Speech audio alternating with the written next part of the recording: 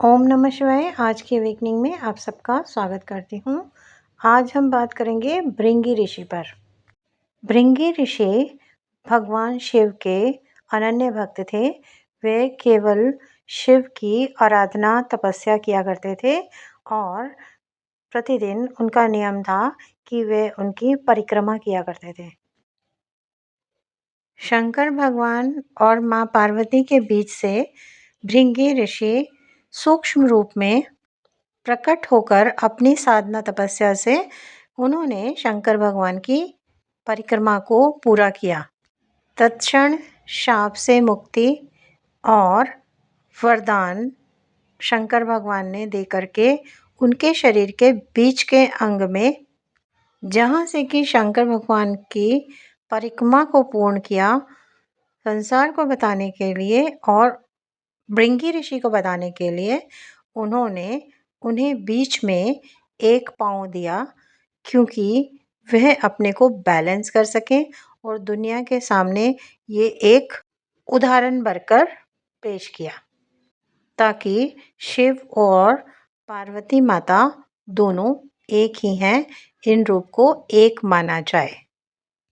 एक समय की बात है जब शिव और पार्वती अर्धनारीश्वर रूप में विराजमान थे, तब भृंगी ऋषि ने माँ पार्वती को छोड़कर सिर्फ और सिर्फ भगवान शिव की परिक्रमा करी और उन दोनों के बीच में से निकल के शिव की परिक्रमा को पूर्ण किया। इस पर माता पार्वती क्रोधित हो गई और उन्होंने उसे श्राप दिया। भृंगी ऋषि के शरीर से मांस और रक्त तभी समाप्त हो गए और हड्डियों का कंकाल बनके वह घूमने लगे। तभी शंकर भगवान को उन पर दया आई, तो पार्वती माता से अनुरोध करके उन्होंने भृंगी ऋषि को तीसरा पैर बीच में बैलेंस बनाने के लिए दे दिया, ताकि वह खड़े होकर शिव शक्ति को पहचान पाएं और उनकी समान रूप से आराधना करें, क्योंकि शिव शक्ति दो नहीं है, एक है।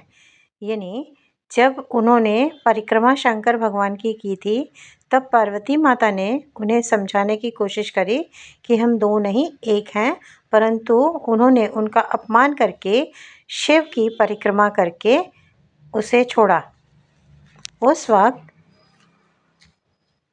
वक्त माता पार्वती को क्रोध आया, तब उन्होंने भृंगी ऋषि को श्राप दे दिया और उस श्राप को वरदान में शंकर भगवान ने बदल के उन्हें एक तीसरा पैर दिया, जिसे कि 3 पैर वाला, यानी भृंगी ऋषि को 3 पैर वाला भी कहा जाता है।